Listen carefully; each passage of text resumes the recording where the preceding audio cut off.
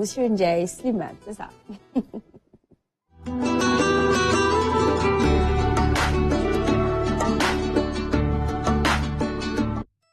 Abdelaziz. Jean-Paul Sylvain Ndiaye, moi président association des animateurs culturels et conseiller aux affaires culturelles ADAC. tey jii bu ñuy wax animateur culturel ak conseiller aux affaires culturelles moom mooy boo ñu ko doon tekkil moom mooy lan. Merci beaucoup monsieur Aziz. Alors ñun dañu nekk ñoo xam ne nii donc on est sorti de l'école de l'ENA, école nationale des arts et métiers de la culture hein. Donc ñu nekk corps boo xam ne c'est le corps dédié pour mener les politiques culturelles dans les politiques publiques. Donc on a été formé pour li nga xam ne nii donc nañ ko def franco-wolof rek parce que on est à l'ère de la souveraineté mais ñun ñëpp ça nous échappe hein, les mots français. Tout à fait. Donc mu nekk loo xam ne nii en fait nit ñu formé c'est pour qu'on puisse en tout cas exécuter, concevoir mais également exécuter les politiques culturelles dans les politiques publiques. Moom je parle sous le contrôle d'un timonier de la culture moom xam na bu baax li nga xam ne nii moom laay expliquer parce que sans politique sans politique culturelle du ñu mën a avancer ci yu bëri. Donc ñun très tôt Senghor il a un visionnaire il avait mis en place cela pour nga xam ne Sénégal même ci représentation diplomatique donc c'est les membres de notre corps qui s'y rendaient donc pour mën a jëmmal mën a taaral mën a jëmbal li nga xam ne nii mooy suñu culture.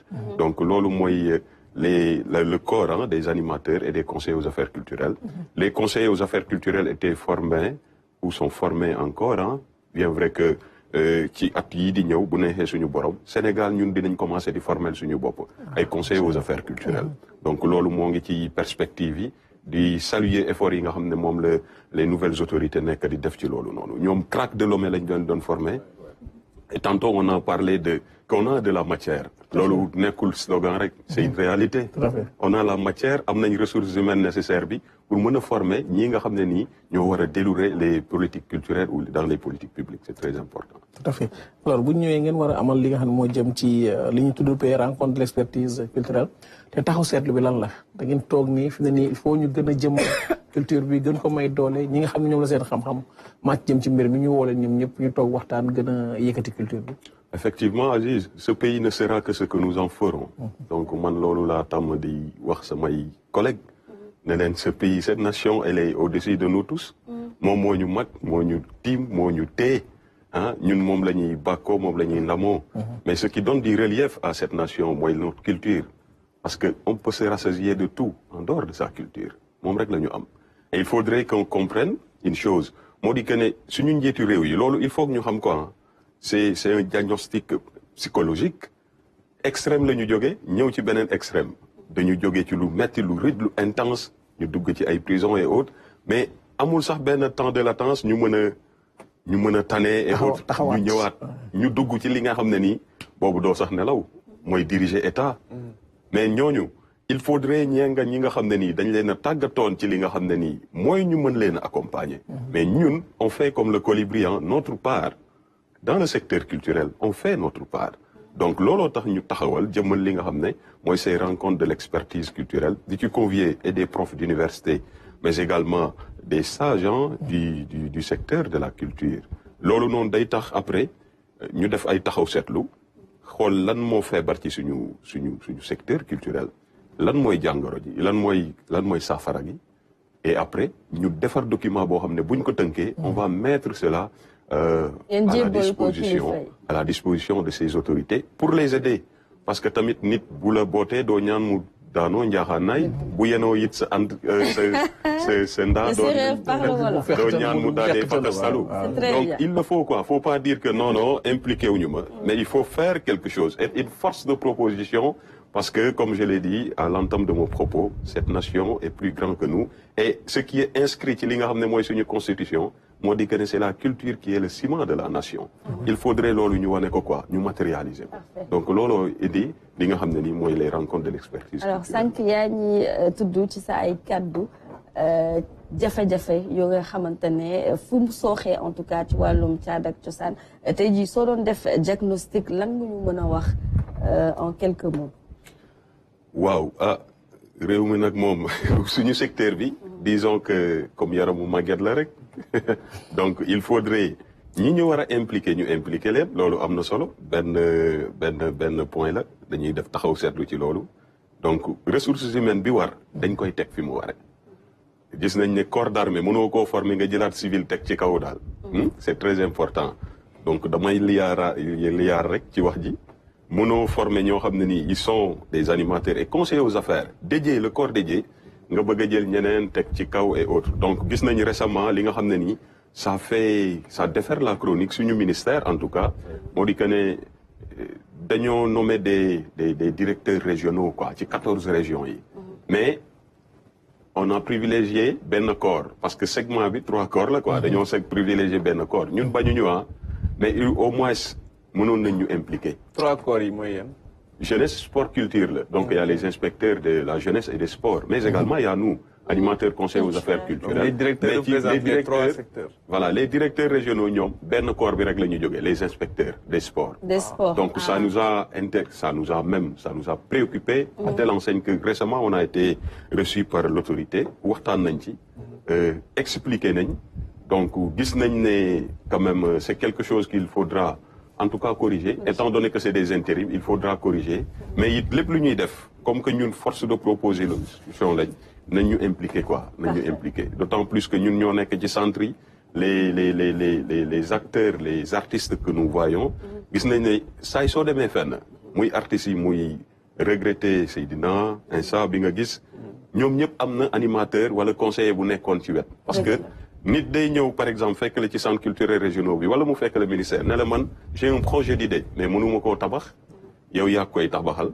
yaa koy accompagner ba mu ko jëmmal ba am ci koom bi nga xam ne moo war parce que day permettre ñu wax ci li nga xam ne mooy économie de la culture l'économie mauve ba mën cee mën a gis boppam lii boobu nag doonatul nekk art pour art day nekk art pour quelque chose d'utile. Tout à fait. Donc l'artiste va vivre de son. te loolu surtout sax lañ ci daal di soxla. Alioune Diop loolu lañ ci soxla.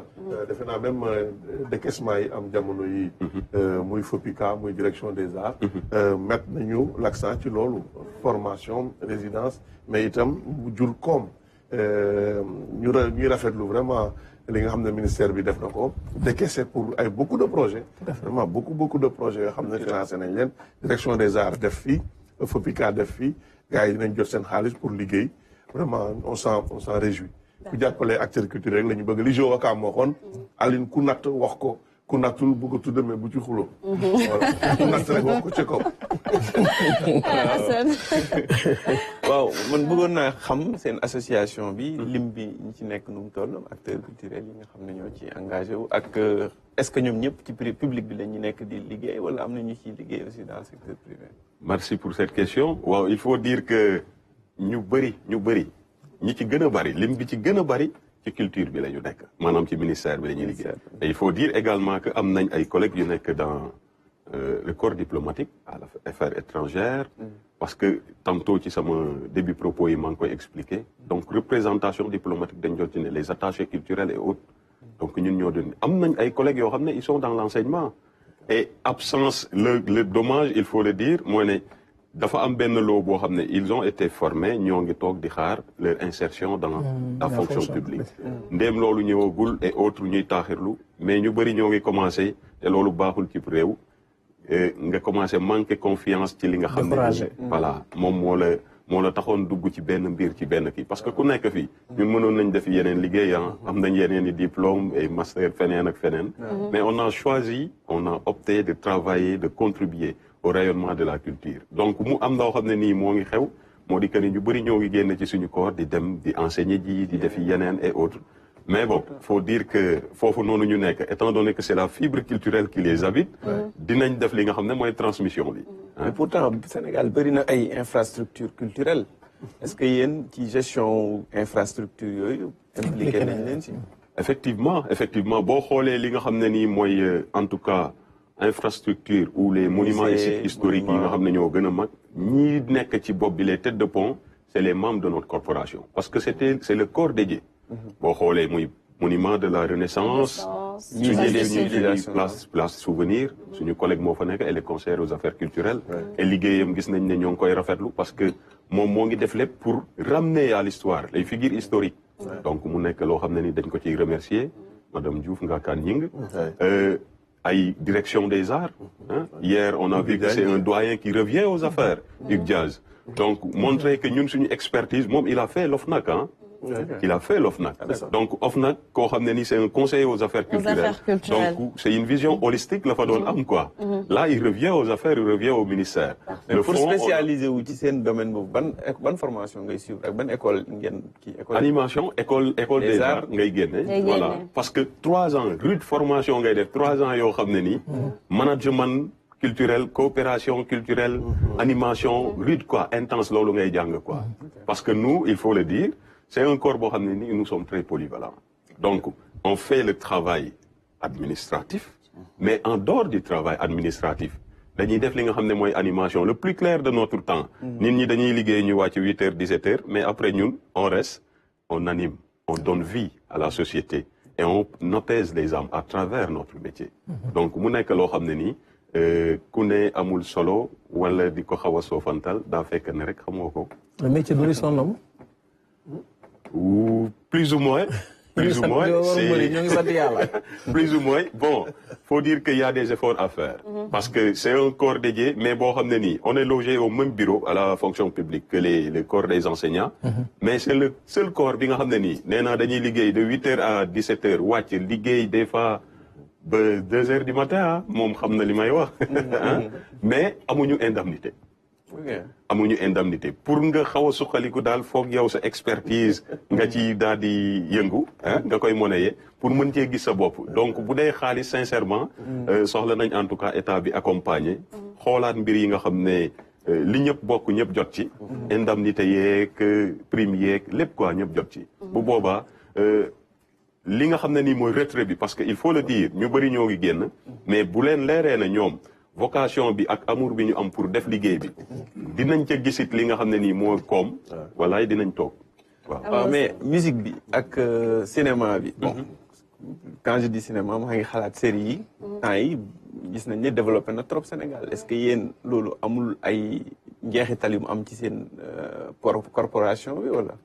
waaw faut dire que ñun suñu corporation am na ñu bëri fi ñu ne mais cinéma beeg ñooñu tamit ils dépendent de ce qu'on appelle les fonds fonds bi FOPICA c'est un collègue qui est là-bas Alioune Keba Badiane suñu collègue it bu am jom bu am njëriñ DCI suñu collègue it moo fa ne direction de la cinématographie donc ñoom nekk nañ loo xam ne nii dañ leen di accompagner tantôt j'ai dit que nit ki day am projet d'idée projet de film et autres mais on les accompagne.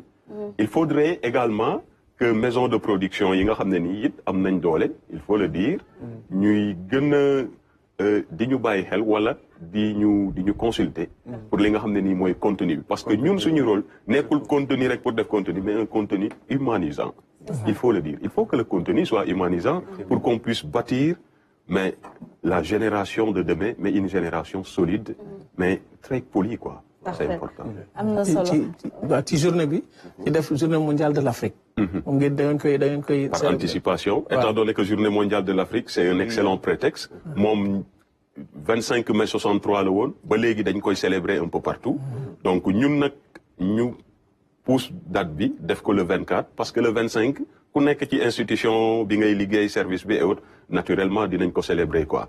mais étant donné que force de proposition lañ et que lii foog ñu def ko. bu ñu paree tënk document bi donc on a convié des universitaires et des sommités du ministère pour ñu ñëw ñu waxtaane li nga xam ne nii mooy l'alchimie qui peut exister entre l'unité africaine et la souveraineté africaine parce que il faut le dire c'est ci plateau bi di ngeen ma permettre ma wax ko toute souveraineté est d'abord culturelle avant d'être économique monétaire ou alimentaire quoi elle est culturelle quoi donc loolu la ñu bëgg a wan nit ñi matérialiser également l'action culturelle dans les pôles territoires suñu moomeel il le faut et loolu étant donné qu'on parle d'une transformation systémique Sénégal 2050 mais cette transformation ne peut pas être brusque quoi elle doit être douce pour mu nekk loo xam ne nii lay douce mais culture rek lañ ko mën a jàllale doo forcer nit culture rek ngay ñëw nit ki ànd seeg yow quoi ne la li nga may naxee de bën naa ci ànd ak yow. ñu ànd ci boobu waa ñëppay am njëriñ quoi ci mbir. ku weddi loolu nga xool un peu le monde asiatique xool ñoom Chine Japon ak yi ni mel. wala si sax seen États-Unis culture la ñu daal di tënku voilà avec le cinéma également aux États-Unis daal dinay doon lu am solo alors ñooñu waajal léegi seetaan clip du jour mais laataa ñu ciy dem très rapidement ñooñu tudd les infrastructures voilà di tudd monument de la Renaissance etc. mais est-ce que au niveau des régions également yeneen ñi bàyyi xel acteurs culturels yu nekk foofee. C'est très important et c'est le lieu de le dire par exemple Dakar ni ñu fi condensé woo dafa xaw a bari. Il est très important région yi it ñu servir leen. ñun fii nii Dakar bon man ci laa bokk ñun ñëpp Dakar la ñu nekk bëri nañ fi et autres mais y a des jeunes par exemple pour li nga xam ne ni Dakar yeneen régions yi xaw koo jege. mais il faudrait ñi nga xam ne dañ leen tàggat ci culture ñoom ñu affecté leen fa. yomb na 64 poignées de main la c'est pas la mer à boire bu ñu leen sandi woon ci région yëpp. par exemple 10 pôles 8 pôles la ñu am ñu jël 10 animateurs culturels conseillers tas ci région bu ne. mais bu boobaa région yooyu dinañ sax mën a compétir. ba xaw a jot Dakar. artistes yooyu noonu dinañ mën a compétir ba jot Dakar. le dommage mooy boo xoolee Fesnac tout le temps mais Dakar mooy gën a gagné Fesnac festival national des arts et culture. Dakar parce que Dakar moo ëpp artistes yi fii lañ gën a ne. com bi fii la gën a ne donc mobilité beeg logistique yëpp fii la gën a nekk quoi donc bu ñu jëmmalee. aider région yi par exemple région bu mel ni Kédougou benn suñu collègue rek moo fa ne pour toute une région Tamba amatul kenn. Matam ci centre bi est-ce que gis nga donc nañ ko def quoi. nañu jubbante en tout cas. jëmale ci loolee merci beaucoup monsieur Ndiaye alors mbokk yi tout